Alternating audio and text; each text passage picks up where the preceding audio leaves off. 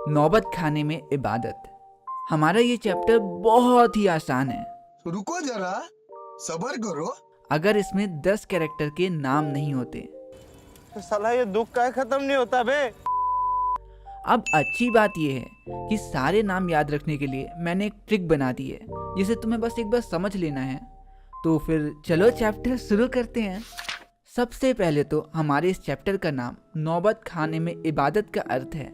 नौबत खाने मतलब होता है म्यूजिक रूम और इबादत करना मतलब होता है भगवान से प्रे करना, मतलब म्यूजिक रूम से भगवान की आराधना करना। तो लेखक यतीन्द्र मिश्र द्वारा लिखी गई हमारी ये कहानी है शहनाई वादक अमीरुद्दीन की, जिन्हें हम प्यार से बिस्मिल्लाह खां के नाम से जानते हैं। बिस्मिल्लाह खां बड़े ही फेमस शहनाई वादक थे। अब बिस्मिल्लाह खां का असली नाम मतलब अमीरुद्दीन याद रखने के लिए तुम ये याद कर सकते हो कि बिस्मिल्लाह खां पैसे से तो नहीं लेकिन सुर ताल से बड़े अमीर थे। इस तरह आप अमीर से आसानी से अमीरुद्दीन याद रख सकते हो। तो हमारे बिस्मिल्लाह खां का जन्म बिहार की डुगमुगाती हुई गलियों के बीच एक छोटे से गांव डुमराव में हुआ। अगेन आप बिहार की डुगमुगाती हुई गलियों से डुमराव को याद रख सकते हो। वैसे बिस्मिल्लाह खां का जन्म एक संगीत प्रेमी परिवार में हुआ। इनके बड़े भाई का नाम शमसीरुद्दीन था जो उम्र में उनसे 3 वर्ष के बड़े थे। इनके परदादा का नाम सलार हुसैन खां था जो डुमराव के ही निवासी थे। इनके पिता का नाम पैगंबर बख्श था और उनकी माँ का नाम था मिट्ठन। देखो ऐसे मुंह खोलने की ज़रूरत नहीं है, मुझे पता है ये सारे नाम तुम्हारे सिर के ऊपर से निकल गए। और जो कि बिस्मिल्लाह खां के करियर में उनके बड़े भाई, उनके माता पिता या उनके परदादा का कोई खास रोल नहीं रहा, इसलिए ये नाम उतने इम्पोर्टेंट हैं भी नहीं। बट स्टिल ये सारे नाम याद रखने के लिए हम ट्रिक वीडियो के आखिरी में ज़रूर देखेंगे। तो सिर्फ 5-6 वर्ष की छोटी सी उम्र में ही बिस्मिल्लाह खां गंगा नदी के किनारे बसे छोटी सी नगरी काशी आ गए। यहाँ ननिहाल में उनके 2 मामा थे और इन दोनों के नाम बहुत इंपॉर्टेंट हैं। पहले का नाम था सादिक हुसैन और दूसरे का नाम था अली बख्श। तो यहाँ काशी में उनके दोनों मामा और नाना जाने माने शहनाई वादक थे। वे लोग बालाजी के मंदिर के सामने देवड़ी में बैठकर शहनाई बजाया करते थे। देवड़ी मतलब होता है मंदिर का चबूतरा। मंदिर के अलावा वे कभी कभी राजा के राज दरबार में भी शहनाई बजाया करते थे। लेखक बताते हैं ननिहाल में सिर्फ 14 साल की उम्र में ही बिस्मिल्लाह खां ने बालाजी के मंदिर में रियाज करना चालू कर दिया। वे बालाजी के मंदिर पर उस रास्ते से जाया करते थे जहां उन्हें रसूलन बाई और बतूलन बाई के गीत सुनाई देते थे, जिनसे उन्हें बड़ी खुशी मिलती थी। बिस्मिल्लाह खां ने अपने कई इंटरव्यूज में यह स्वीकार किया है कि बचपन में इन्हीं लोगों ने उनका संगीत के प्रति प्रेम पैदा किया। लेखक बताते हैं भले ही वैदिक इतिहास मतलब हमारे वेदों में शहनाई का जिक्र कहीं भी नहीं मिलता, लेकिन हाँ मंगल कार्यों में इसका उपयोग यह कंफर्म करता है कि शहनाई मंगल ध्वनि की प्रतीक है। फिर चाहे वो शादी बारात हो या बच्चों की बर्थडे पार्टी या मुंडन जैसे कार्य, शहनाई के वो खूबसूरत स्वर आपको सभी जगह पे सुनने को जरूर मिल जाएंगे। लेखक यतीन्द्र मिश्र के पूछने पे बिस्मिल्लाह खां बताते हैं आज 80 वर्ष के हो जाने के बावजूद मैं हमेशा 5 वक्त वाली नमाज में भगवान से शहनाई के सच्चे सुरों को ही मांगता हूँ। बेशक बिस्मिल्लाह खां काशी में बाला मंदिर पे शहनाई बजाते हैं, पर वो हिंदू धर्म के साथ साथ अपने धर्म को भी पूरी इज्जत देते हैं। वे मुहर्रम के 10 दिन अपने पूरे खानदान के साथ ना तो शहनाई बजाते थे और ना ही किसी कार्यक्रम में भाग लेते थे।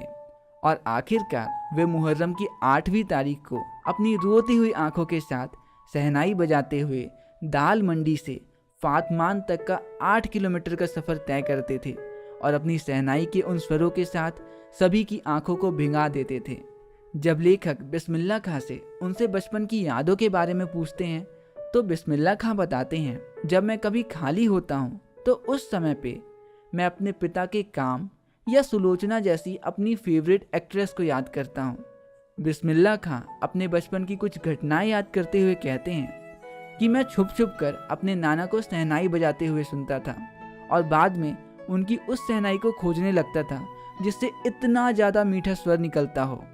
उस मीठी सुर वाली शहनाई को खोजने के लिए मैं एक एक करके सारी शहनाई को बजाकर देखता था, और जब मुझे वो मीठी सुर वाली शहनाई नहीं मिलती थी तो मैं सारी शहनाइयों को फेंक देता था और मामा की शहनाई को तो पत्थर से तोड़ दिया करता था।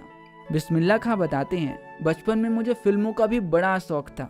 उस समय 3rd क्लास की टिकट 6 पैसे की मिलती थी, जिसे पूरा करने के लिए मैं 2 पैसे मामा से, 2 पैसे मौसी से और 2 पैसे नाना से लेता था। फिर बाद में घंटों टिकटों के लिए लाइन लगकर अपनी फेवरेट एक्ट्रेस सुलोचना की मूवी की टिकट खरीदता और मूवी के मजे लेता। हाँ, लेकिन बाद में मैं अपनी पसंदीदा अभिनेत्री सुलोचना की फिल्मों को देखने के लिए अपने नाना जी और दोनों मामा की तरह ही बालाजी के मंदिर पर शहनाई बजाता था, और जो पैसे मिलते थे उससे सुलोचना की फिल्म देखा करता था, और बचे हुए पैसों से मैं रास्ते में कुलसुम की दुकान से देसी घी वाली कचौड़ी खाया करता था। और जब भी काशी में संगीत आयोजन होता था तो मैं उसमें जरूर भाग लेता था। यह आयोजन कई सालों से संकट मोचन मंदिर पे हनुमान जयंती के अवसर पर होता था। बेशक बिस्मिल्लाह खां मुस्लिम कम्युनिटी से बिलोंग करते हैं, लेकिन वो हिंदू धर्म को भी उतनी ही श्रद्धा से मानते हैं। वो बताते हैं, जब भी वो किसी राज दरबार या किसी कंपटीशन में शहनाई बजाया करते थे तो उनकी शहनाई का मुंह लोगों की तरफ नहीं बल्कि बालाजी के मंदिर की तरफ होता था। बिस्मिल्लाह खां कहते हैं, गंगा नदी के किनारे बसी वो काशी कोई स्थान नहीं, ये एक पाठशाला है, एक स्कूल है संस्कृति और सभ्यता का। बिस्मिल्लाह खां बताते हैं, जब काफ़ी सालों तक काशी से बाहर रहने के बाद मैं सन 2000 में दोबारा से काशी आया तो सब कुछ बिल्कुल बदला बदला सा था। अब देसी घी की कचौड़ी और जलेबी में वो पहले वाला स्वाद नहीं था, और अब तो बालाजी के मंदिर में नए गायक और वादक भी आ चुके हैं, जिनके संगीत से कहीं ना कहीं उनकी संगीत के प्रति घटती आस्था और रियाज ना करने का मालूम होता है।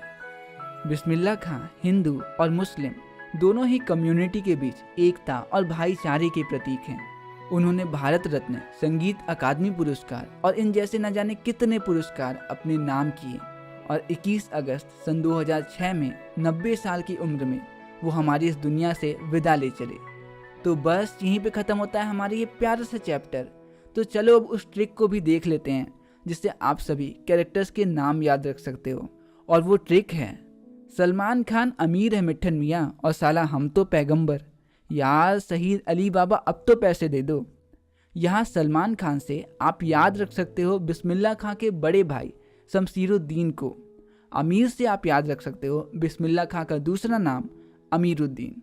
मिट्ठन तो उनकी माँ का नाम था ही, और साला से हम याद रख सकते हैं उनके परदादा का नाम सलार हुसैन, और पैगंबर से हम उनके पिता पैगंबर बख्श को याद रख सकते हैं। उसी तरह शहीद से हम बिस्मिल्लाह खां के पहले मामा शाहिद हुसैन को याद रख सकते हैं, और अली बाबा से उनके दूसरे मामा अली बख्श को। अगेन हमारे इस चैप्टर में लेखक के दोनों मामा और उनके पिता पैगंबर बख्श का नाम बहुत ही इम्पोर्टेंट है, तो इन्हें तो आपको याद रखना ही है। तो बस यहीं पे ख़त्म होता है हमारा ये प्यारा सा चैप्टर। मिलते हैं अगली वीडियो में अगले चैप्टर के साथ, और तब तक के लिए दीजिए मुझे इजाज़त। नमस्कार।